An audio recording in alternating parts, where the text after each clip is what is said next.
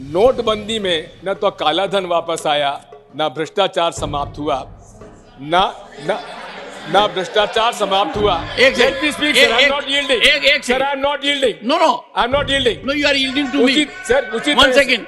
In all modesty, I thought it was an issue serious enough. Sir, I am. One second. To make available every member an opportunity to put forth his or her point of view, and we have to keep to the subject.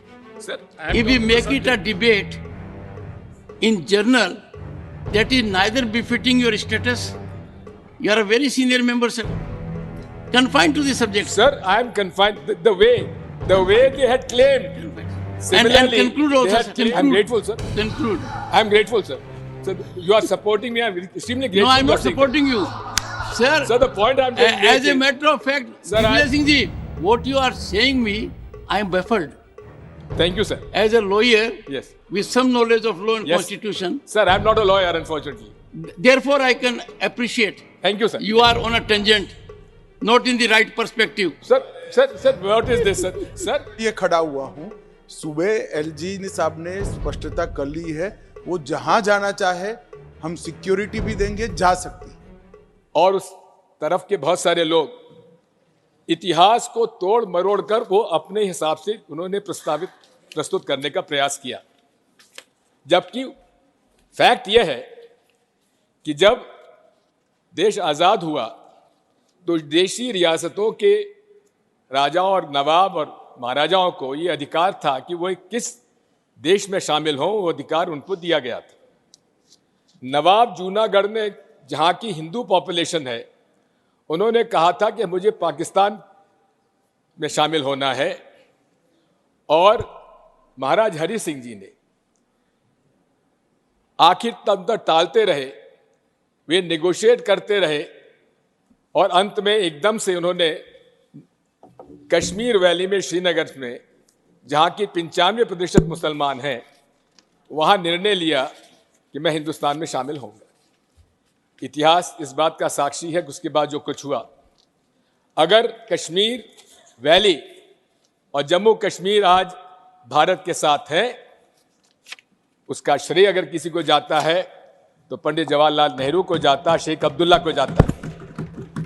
और दूसरी तरफ जूनागढ़, जहां बाहुल्य था हिंदुओं का, वहां नवाब साहब अपने हवाई जहाज में बेगमों को छोड़ गए, बाकी लोगों को ले गए और पाकिस्तान चले गए, लेकिन जूनागढ़ भारत का आज एक अंग है। आप कितना ही अमित शाह जी पंडित जवाहरलाल नेहरू जी के बारे में कुछ भी कहें, लेकिन एक बात मैं आपसे कहना चाहता हूं, अगर आज जम्मू कश्मीर और विशेषकर जम्मू कश्मीर वैली आज भारत का अंग है, उसका एकमात्र श्रेय किसी को जाता है तो पंडित जवाहरलाल नेहरू पर विश्वास था शेख अब्दुल्ला का, जिसकी वजह से आज कश्मीर वैली हमारे साथ है। सर, आर्टिकल 370 के बारे में बहुत सारी बातें कही गई, आतंकवाद समाप्त हो जाएगा, लेकिन आर्टिकल 370 में बचा क्या था? 90% जो अलग से आर्टिकल 370 के प्रोविजंस थे, वो तो इंडियन कॉन्स्टिट्यूशन के साथ उसमें समावेश कर दिए गए थे पहले, धीरे, इसलिए उसका कोई असर नहीं था। और कहा था आतंकवाद खत्म हो जाएगा, समाप्त हो जाएगा, लेकिन क्या आतंकवाद समाप्त आज हो गया? रोज हम आतंकवाद की गतिविधियां वहां पर देख रहे हैं, हमारे लोग शहीद हो रहे हैं। आपका जिस तरह से नोटबंदी में न तो काला धन वापस आया, ना भ्रष्टाचार समाप्त हुआ, ना भ्रष्टाचार समाप्त हुआ, दिग्विजय जी, ना भ्रष्टाचार समाप्त हुआ, ना फेक करेंसी समाप्त हुई, और उसी तरह से Digvijay Singh ji, Let me speak, sir. I'm not yielding. Sir, I'm not yielding. No. I'm not yielding. No, you are yielding to me. Sir, one second. I'm not yielding. उसी तरह से, sir. Digvijay Singh ji, sir, you are yielding to me. Yes, sir. One second. You see, in all modesty, I thought it was an issue serious enough. Sir, one second. To make available every member an opportunity to put forth his or her point of view. And we have to keep to the subject. Sir, I am If we talking to make the it a debate in journal, that is neither befitting your status. You are a very senior member, sir. Confined to the subject. Sir, I am confined. The way they had claimed.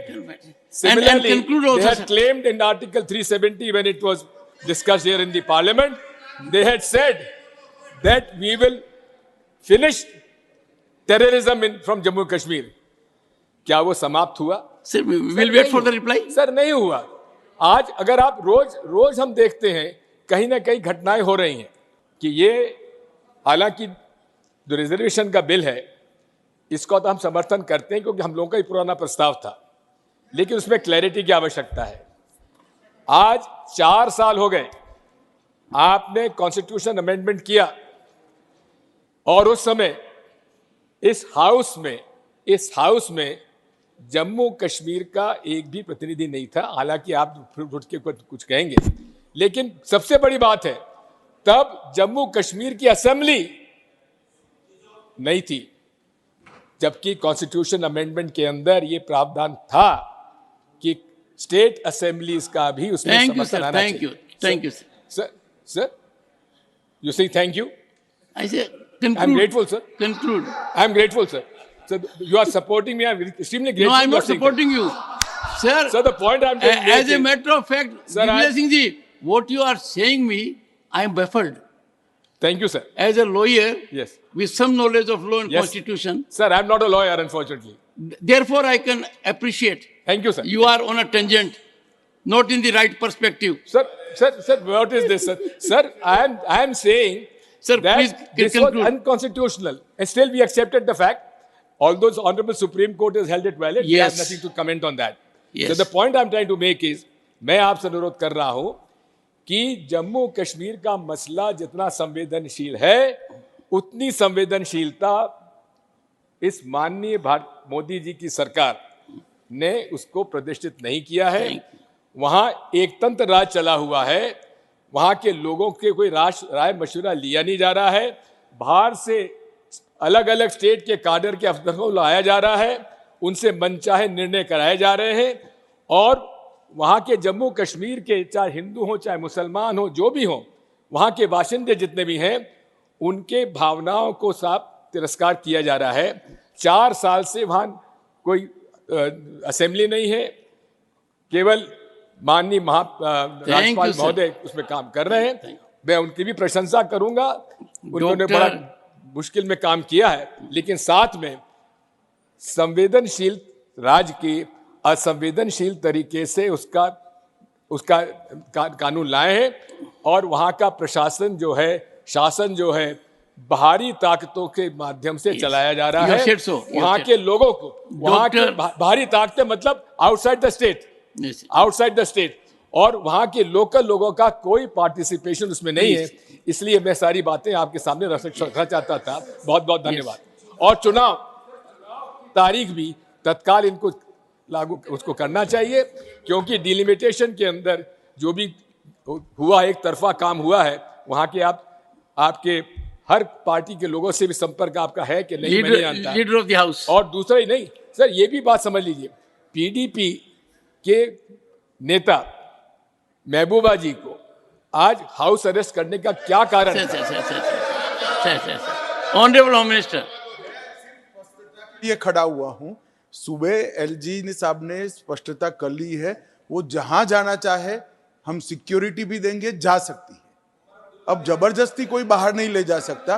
कोई house arrest नहीं हुआ है, मैं record पर कहना चाहता हूं.